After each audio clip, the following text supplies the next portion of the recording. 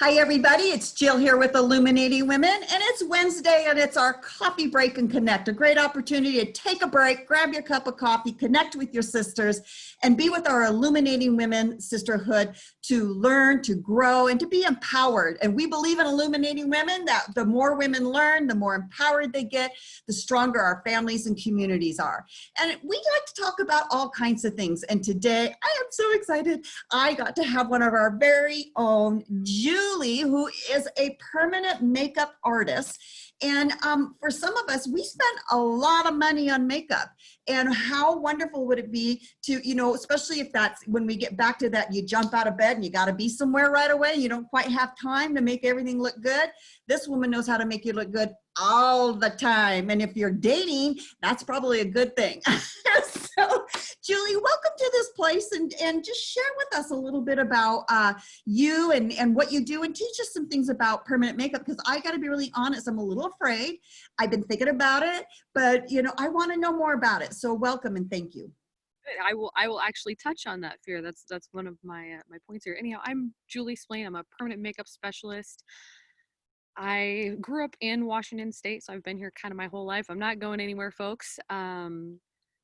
My first introduction to permanent makeup was 5 or 6 years ago. I actually had my eyebrows done and wasn't totally thrilled with the results. And I thought I'd done all my homework and didn't quite get what I wanted. And it wasn't anything terrible, but it kind of opened my eyes up to the fact that there's a different artist for each person out there. You can look at Van Gogh and think that that's trash, and it's like, and it doesn't mean that that's trash. It just means that it doesn't really work for you.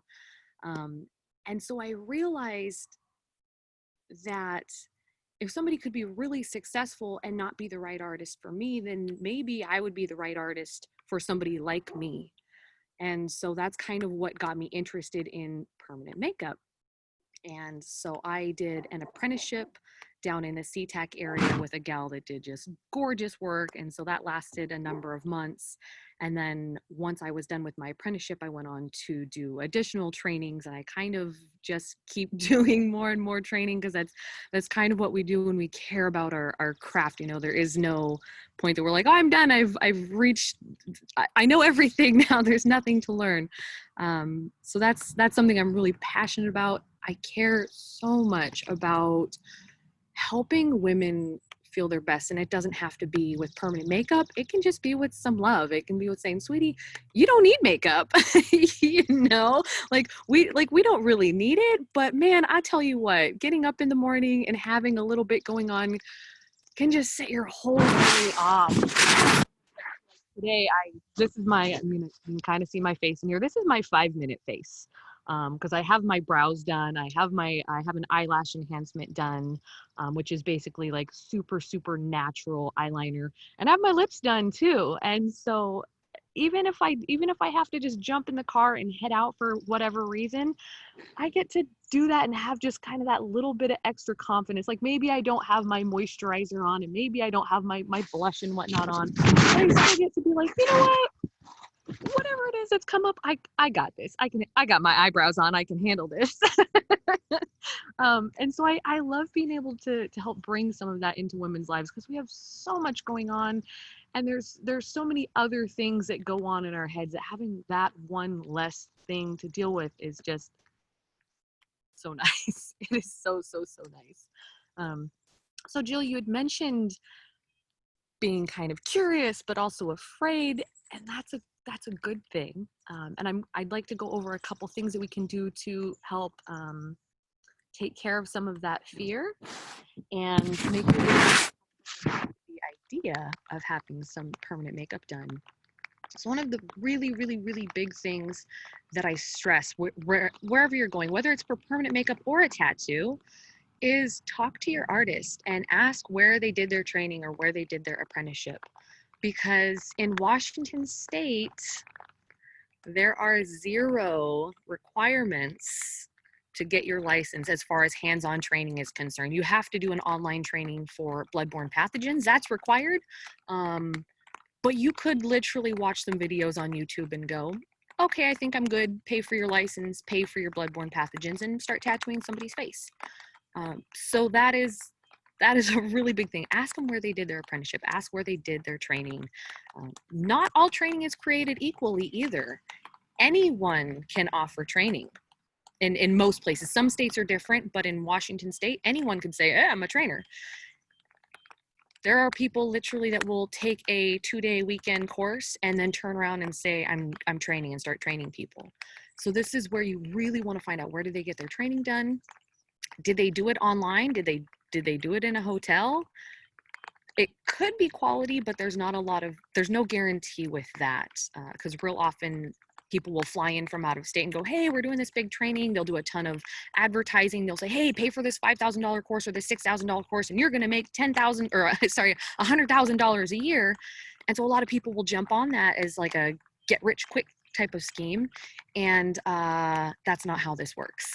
That's not how it works at all. So something you also want to ask is, how many hours of hands-on training do they have? This is with somebody watching them actually working, because real often there can be trainings that are in person, but the person might not actually have any hands-on training. And so I don't want to say any of this to scare you, because there are so many good artists out there that have done a ton of training. They've done a ton of work. They've really, really pushed themselves to be excellent at what they do. And I'd like to say that's the majority of them. Unfortunately, as you know, there are unscrupulous people, and sometimes people just don't know better, because they think, well, I paid for the training, I should be good, right? And that's not always how that goes. So ask to see their certificates, and look into where they had their training at. Look into the training. Talk to the trainer if you can. If the trainer is still around, say, hey, can I chat with you about this person? Verify that they even took the course. And say, hey, what do you think do you think that they're a good artist? Do you think that they care? Do you think they care about their clients? That's really, really important. So those are some kind of simple ways that you can look into making sure that this person has proper training in the first place. Another really, really important thing is, don't choose based on price. Don't choose based on price. This is your face. Don't skimp. Again, we go back to kind of Van Gogh costs a lot, and a piece of artwork by Bubba Ray Johnson does not cost very much, and they look dramatically different. In some cases, you might be really happy with the one that is kind of a bargain price. You might get lucky. I know I've seen it before, that it's like, wow, you didn't pay a whole lot, but you got some really good work. Real often that's not how that goes. And like I said, it's your face. How much money do you spend on makeup, on moisturizers, on serums, on taking care of like one of your most prized possessions, right? So just take that into this and say, hey, you know what? I want to find the best person for me. And so this is where you can get consultations. Most people do free consultations. And so you don't have to just pick one person, go, well, I talk to them. Go to 2 or 3 or 4 different people and find someone who really speaks to your heart. Because again, it goes at finding an artist that works for you. Just because someone is really good at what they do and at the top of their craft, it doesn't mean that they're necessarily the right person for you and for what you are wanting.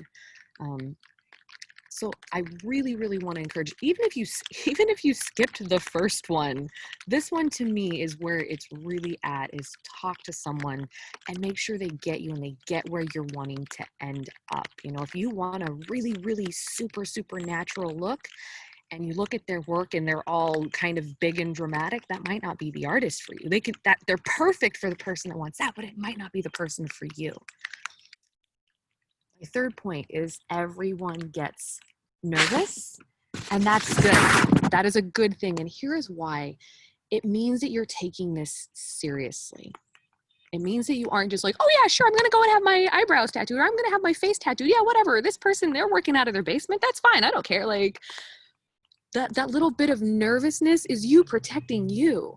And so that's a good thing. And so when I have clients come in, and they come in even after they've talked to me, they're like, hey, I'm here and I've been really excited. And this morning I got really nervous. And it's like, that's okay, honey. Like, I got you. I'll take care of you. We'll go nice and slow. I'll walk you through it. That's okay. That's your body saying this is a big deal. And that also means that you're more likely to take really good care of the work, because there's a little bit of an aftercare process. You are going to follow those aftercare directions to a T. You're not going to be going in any pools. You're not going to be going in any hot tubs. You're not going to be doing anything that's going to mess up the healing process, which means that you're going to have the best results possible. And so if you have that little bit of nervousness, don't let that stop you. It's like anything else in life. We get afraid when there's something kind of big or fun or important. And in most cases, that's not the sign to stop. Yes, of course, if you get the red flags, by all means, step back and say, hey, maybe I want to reassess this. But if everything in your heart has been telling you, yeah, go, and you just get the little bit of butterflies, that's okay. Just say, hey, I love you, butterflies, for keeping me safe. I've got some frequently asked questions here, Jill. I don't know if you want me to go over them now or let other people ask. How do you feel about that? Well, at this point, I wanted to just get some 3 good pointers from you, because it's always good for folks to, like you said, I loved what you said, asking you to come to you and ask you some questions. So one thing I wanted to ask from you is, how long would it take to do the lips? Is this like done in one session? Does it take a couple of sessions? Okay, so that can vary based on the person and what exactly they're wanting. If they're wanting a super soft, super natural look, like I've got like what's called a lip blush, which is really, really natural, just kind of enhances the current color. It's not really anything dramatic. Nobody would guess I had anything done, type of thing. It's one of those things that I just know because I have a little bit more color and a little more definition. That can often be done in one session. If somebody really wants more of like a heavier lipstick look, that might take 2 sessions. And then even aside from that, it depends on how well you take care of it, your own healing process, because our bodies are all different. Yes, we can say, hey, this is kind of the rule of thumb, but some people's bodies just spit out pigment type of thing, and it's like, man, this is going to take a little more work. And other people's bodies just suck it up, and you go, man, you didn't lose any color at all, this is fantastic. So there can be a little bit of variation in there, and that's normal and natural, and it's just kind of part of the process. And so that's where it's like, I take care of my clients until they're done and they're satisfied, until they're going, this is perfect, this is exactly what I want. Oh, I love that, taking care of your client, because I can see that of you. I just love the fact that we're doing this interview with you outside, and you can hear the rain kind of coming down, because you are salt of the earth and you are the real thing, and you're genuine, and people know that. And I just love what you said about that. About liking that person, understanding that person, and asking their qualifications, which, oh, wow, well, that was absolutely key. I guess my last question to you, because then what we'll do is we'll stop this recording, and others on this call, we can go deeper and personal. This is why you always want to, when I advertise we're doing these, you definitely want to be on. So eyeliner, I assume that probably one of the #1 things you do for women are eyebrows and eyeliner. And I think about, especially women who maybe have had chemotherapy due to breast cancer or other kinds of cancers, and how that, especially when they're going through that, and the love that they can still feel vibrant, which I think is just awesome. But because eyeliner is something I absolutely love. So do I assume that if we go in and I go, hey, I'm thinking about doing eyeliner, do you like draw first to say, is this what you're thinking? Is this what you want, before we start making this a dye? Is that something you do? On most things, absolutely. We kind of mock it up, map it out to make sure that we're on the same page. With eyeliner, real often people think they want eyeliner, but it actually turns out they want a more natural look, and that's like an eyelash enhancement. And so that is the only one we don't really mock up, because it's done actually in the eyelashes. So it's really hard to mock up, but it gives a very subtle, like, oh, I just naturally look fantastic. Like, even looking close, you can hardly tell that there's anything in there. But the before and after is like, oh, okay, I got you. Like, your eyes are definitely popping, but it's not like a solid line, if that makes sense. Mhm. Actual eyeliner, yes, absolutely. We go and we draw it and say, this is what you want, or even lips or eyebrows. Everything else gets mocked up. When I do scalps, that gets, hey, is this the hairline that you want? On areolas, we is this the size that you want? You know, just so that there's no surprises at the end. Wow, you know that I just didn't know a lot of this, and that is fantastic. That's a lot to learn. And so my very last question, I promise, and then we're gonna talk here after the recording. What how long will this makeup last? This permanent makeup last? Again, that will vary. Anytime pigment is being put in the skin, we always need to consider that it's permanent. So there's a lot of places out there saying it's semi-permanent.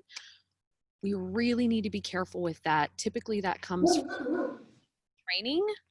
And so what it really means is that, look, we're putting pigment into your skin, and your skin is always going to be working to break it down. Now, some are going to break down faster, some are going to break down slower, but we need to always figure that it is permanent. There will be a certain amount of fading, especially on your face, because our face gets more sun. Our face, we're constantly cleaning it. We've got our own oils, we've got serums and stuff. And so some people will need a touch up in, 3 to 5 years, depending on their own personal genetics. They may need a touch up sooner than that. I typically say, it's probably going to be about 3 to 5 years that you'll need a touch up, but that doesn't mean that it's gone. It just means that it's not as vibrant anymore. Yeah. Okay, yeah, that totally gets it. So if somebody wants to reach you, how can they find you? How's the best way if they want to call you, meet with you? How can they do that? Calling me works fine. My work number is 425-314-8563, and we can post this afterwards, of course. I can also be reached by email, on Facebook. You can message me personally on Facebook. That's totally fine. I've got my business page on Facebook. It's Flourish Beauty Clinic. You can message me there. Pretty much any way you can get in touch with me, I'm going to respond to you. And if I'm like, hey, can I route you over this way? That's fine. I'm very much like, if you've got my number and you're thinking about something at 2:00 in the morning, you can text me. I don't like, my phone's probably shut off, so I'm not gonna be like, ugh, what are you doing? Because I know how it is when I'm thinking of something. I'm like, I keep thinking that I need to message you, and it's always 2:00 in the morning, and that's totally inappropriate. And I'm like, look, this is life. Message me at 2:00 in the morning, and I will get back to you when I can. I love that. That is so freeing. I absolutely love that. That is dynamite. Oh my gosh. And how many years have you been doing this now? I'm going into my 4th year. 4th year. Yeah. Like, what? It's 2020. We're in the twilight zone, so I'm not certain that time passes the same right now. I know during this pandemic, we're all a little out like that. And, I got to just honestly tell you, you look so great. And since, we're not necessarily seeing people face to face, and we're doing this on Zoom, look how natural and how quick, because a lot of times we're getting on Zoom and it's like, oh, Allie, I haven't time to put on my lipstick or whatever. And I love the fact that you just look so awesome. And, and a lot of us are going to have to be wearing masks. So the more we want our eyes, and we're sweating, we don't want our mascara and we don't want that stuff down. So, I'm just saying, this is a great way to go. So this is good. Well, yeah. Any last thoughts or things before we say? You mentioned how natural I look, and that's something that I really want women to take home from this, is it doesn't have to be big. It doesn't have to be dramatic. And I really pride myself on working conservatively with my clients, because look, we can always go bigger, we can always go darker, we can always add more. And so real often somebody comes in thinking I want eyeliner, and I'll be like, how about we try an eyelash enhancement first, since you're not dead set on heavy eyeliner? How about we try that first? And real often they're like, oh my God, thank you so much. And it actually costs less. It's thank you so much for kind of helping me do what works best for me, instead of just being, I'll take an extra $200. It's we can always add more. And so it's I prefer to do natural if at all possible, because it's always going to look good. If you've got a big event on a Friday night, you can always put on makeup on top of that. But I like to encourage people, just kind of, let's do something kind of natural that just gives you that little boost, like I said, where you can wake up in the morning and be like, I woke up like this. I love it. I love it. Julie, thank you so much for taking time today to share some important knowledge, because this is a territory a lot of us don't know a lot. And yet it speaks, it sparks our interest, and we always know of somebody. And when we see some, and you're right, I have seen some that hasn't been done as well. And why you know, the credentials and the training, and boy, I didn't know a lot of that. And so now I know more. And every time we know more, we illuminate ourselves, right? And we illuminate this world. So Julie, thank you for this. We're gonna stick her and see if anybody else has some questions of you.